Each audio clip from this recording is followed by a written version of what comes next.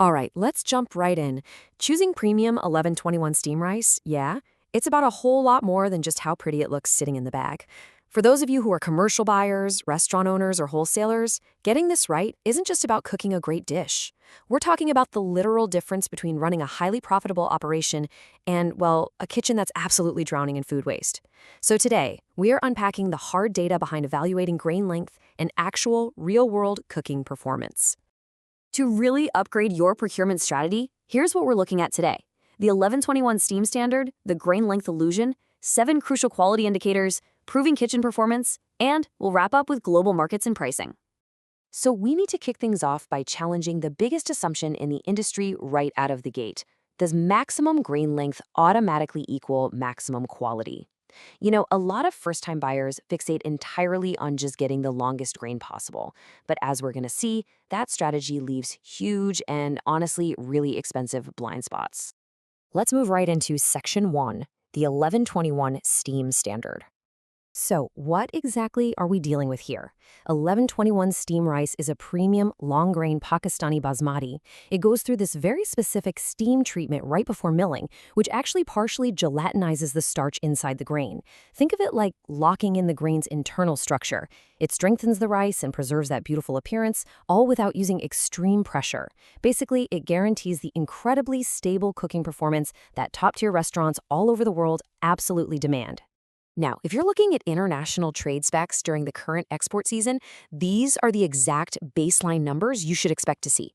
You want that beautiful average grain length of 8.30 to 8.50 millimeters for sure, but pay really close attention to the rest of the sheet. Broken grains should be strictly capped at 1 to 2%, moisture right at 12 to 13%, and purity sitting between 95 and 98%. These aren't just arbitrary targets, they are literally the absolute foundation of quality. Which brings us to Section 2, the grain length illusion. Okay, imagine you're comparing 2 rice samples. Both measure exactly 8.4 millimeters raw. Naturally, you'd probably assume they're identical in quality, right? But put them into a high-stress commercial kitchen, and it is a completely different story. While longer kernels do absorb water nicely, judging your purchase solely by raw length is a massive illusion.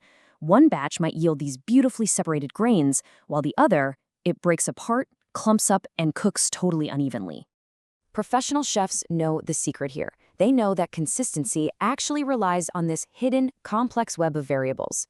We're talking about things like protein content, milling precision, and amylose levels, which, by the way, is the specific starch that makes rice fluffy instead of sticky.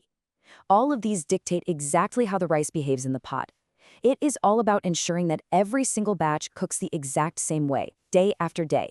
That is how you drastically reduce food waste. Let's jump into Section 3, 7 crucial quality indicators. There is such a stark contrast between what looks good in a raw sample and what actually drives your customer satisfaction. On one hand, you have visual attributes, grain length for that premium look, and a low broken percentage for high whole grain yield. But the real magic? That happens over in the performance attributes. Cooked elongation is what actually dictates your plate presentation. Precise milling lowers your defects, and moisture levels ensure storage stability. You absolutely must have both sides of this equation if you want to succeed. Let's zoom in on moisture for a second. Just 1 single percent. A 1% difference in moisture control isn't just some tiny rounding error. It literally dictates whether you get a long, stable storage life or rapid quality deterioration. Unbalanced moisture means even the most visually perfect, gorgeous grains will spoil or break down way before they ever reach a plate. Moving right along to Section 4, proving kitchen performance. So, how do we prove this?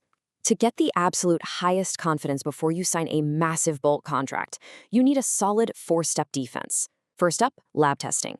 That gives you the objective physical measurements. Second, sample cooking trials. These let you evaluate actual kitchen behavior, things like aroma and texture. Third, a supplier processing review allows you to audit their cleaning and milling tech. And finally, a third-party inspection verifies the shipment right before it leaves the port. Because, let's face it, no single evaluation method is totally flawless. Successful procurement is kind of like a giant puzzle. You have to combine these tools to balance raw data with culinary reality. Lab testing? Highly objective, but it misses cooking behavior entirely. A cooking trial shows you actual performance? Sure, but it uses a tiny sample size. And a supplier audit is fantastic for forecasting long-term consistency, assuming, of course, you can actually get access to their facilities to do it. All right, let's bring it home with Section 5, Global Markets and Pricing. It is just fascinating to me how the exact same grain has to satisfy entirely different cultural priorities depending on the destination port. The North American market heavily prioritizes maximum grain elongation and operational consistency. For them, it's all about reliable efficiency for high-volume restaurants. On the flip side, the Gulf market demands aroma and premium presentation.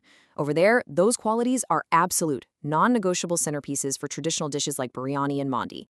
Looking at the hard data for the 2026 export averages, you can see exactly how escalating quality directly impacts your costs. Moving from a standard grade, which sits in that $920 to $980 range, up to extra premium selected, pushes you right toward the $1180 mark per metric ton. But here is the thing. When you pay that premium, you aren't just buying longer rice. No way. You are buying perfectly verified cooking performance, superior milling, and exact moisture control. And hey, remember, if you're paying that kind of premium, you have to protect your financial investment. Standard warehouse storage gets you about 18 months of shelf life. But if you upgrade to cool, dry commercial storage or vacuum packaging, you can actually stretch that up to 24 months. That perfectly preserves that high-tier quality the entire time. So, if you take away just one single thing from this explainer today, let it be this core philosophy.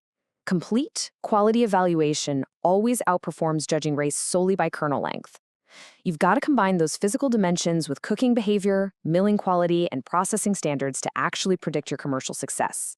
I'm going to leave you with this final thought to really consider before you sign your next container contract. Is your current procurement process truly protecting your bottom line, or are you just buying the longest grain? Think about how you can integrate cooking trials, lab tests, and moisture checks into your next purchase. Thanks so much for joining me on this explainer, and happy sourcing.